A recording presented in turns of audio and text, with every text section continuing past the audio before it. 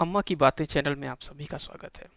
भोजपुरी बोली की सबसे बड़ी खूबसूरती उसकी लोकोक्ति और उसके मुहावरे हैं।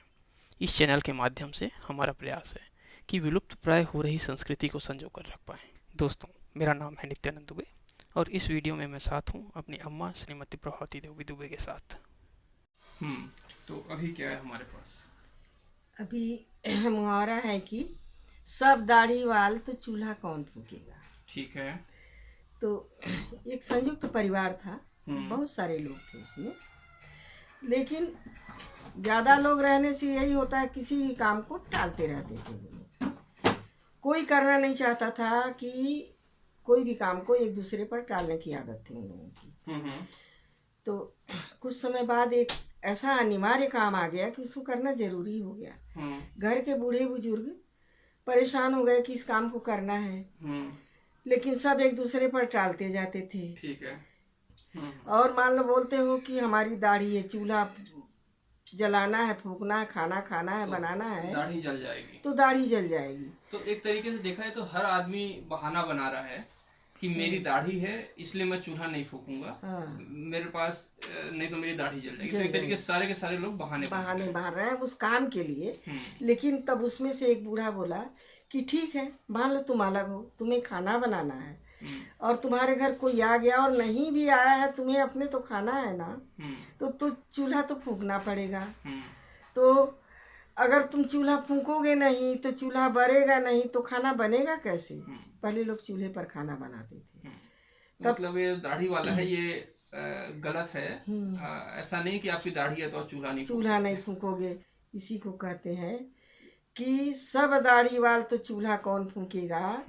सब लोग बहाना मारोगे तो ये काम काम को कौन कौन करेगा? करेगा। ठीक बात। जी। अब की कहावत है हम्म। कि अन्हरा कागे रोवे अपने दीदा के पति खोए।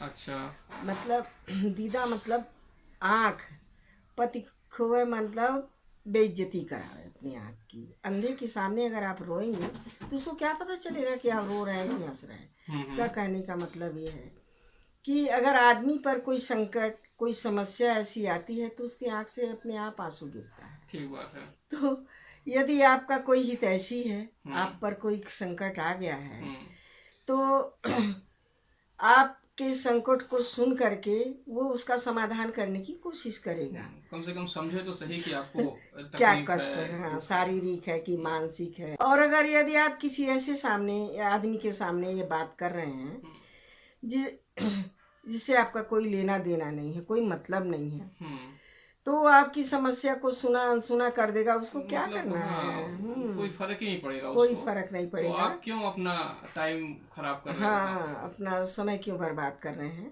ठीक बात। ऐसे आदमियों से कहने से कोई मतलब नहीं है। ठीक बात। मान लीजिए आप किसी अंधे के सामने अपना दुख व्यक्त करते हैं, आंसू गिरता है, रोते हैं, तो वो बेचारा अंधा तो ये नहीं समझ पाएगा कि ये आदमी रो रहा है, इसके आंसू गिर रहे हैं, कितना तकलीफ है, और वो कुछ दुख आपका बांट भी नहीं सकता है। उसकी वो क्या कर सकता है, उसको तो खुद दिखाई ही नहीं देगा कि आगे वो क्या करे। सही बात। इसी को कहते हैं कि अनहरा कागे रोए अपने दीदा का पति खोए। किसी ऐसे आदमी के सामने आप अपना दुख प्रकट करिए जो आपका दुख ना हर सके, तो क्या मतलब होता क्या है मतलब? इसका। सही बात। जी। अच्छा, तो अभी क्या है हमारे पास? अभी एक मुहावरा है, कहते हैं कि मुर्गी दवर रेणवरिय। मुर्गी एक पक्षी है, उसको तो सब लोग जानते हैं। उसका मतलब लोग, बहुत लोग उसके अंडे का उपयोग करते हैं, खाते हैं, खड़े खड़े मुर्गियों खा जाते हैं। तो उसका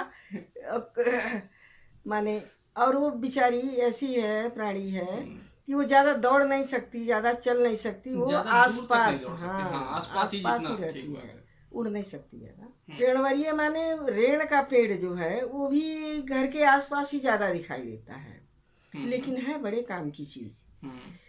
वो उसकी दवाइयाँ बनती हैं। उसका फल जो है, बीज, वो छोटा छोटा होता है, काले रंग का। वो उससे तेल निकाला जाता है, उसको कैस्टर ऑयल कहते हैं। वो बहुत काम की चीज़ है, बहुत दवाइयों में दिया जाता है उसको। और उसका जो पत्ती है वो भी, अगर कहीं बात रोग है, कहीं दर्द है, तो उस जगह को सेक करके और उस पत्ती को सेक करके वहाँ बांध दीजिए, बहुत फायदा होता है उससे। मतलब औषधि में काम आता है रेड़ का पेड़। अच्छा। और उसको ज्यादा पानी वानी की लगाने की ज्यादा ऐसा जरूरत नहीं, मतलब सर्वसुलभ है, कहीं भी उग जाता है, कहीं भी उग जाता है। हाँ। मान लीजिए जैसे उसका बीज पकने के बाद वो फैल जाता है, छिटिक छिटिक के दूर दूर एक एक चला जाता है, तो जो बीज दूर दूर चले जाते हैं वही फिर पेड़ बन जाते हैं। अच्छा। तो उसके जतन में कोई ज़्यादा विशेष ज़रूरत नहीं है, लेकिन बहुत अच्छी दवाई बनती है। मुर्गी पर और अगर कोई मुसीबत समस्या आती है, जैसे कुत्ता दौड़ाया, बिल्ली दौड़ाया और कोई भी, तो वो जाके कोशिश करती है, वही पास का पेड़ रहता है और बहुत बड़ा भी नहीं रहता, वही झाड़ियाँ होती हैं सर, छिपने की कोशिश करता है मुर्गी। कहा गया है कि मुर्गी दौड़ रेणवरी है, वो ज़्यादा दूर चल नहीं सकती, दौड़ नहीं सकती, तो आसपास ही तो घर जहाँ की भी होगी तो देख लो, जहाँ भी उसका कोई आसपास पेड़ हो, हाँ घर के आसपास ही रहती है।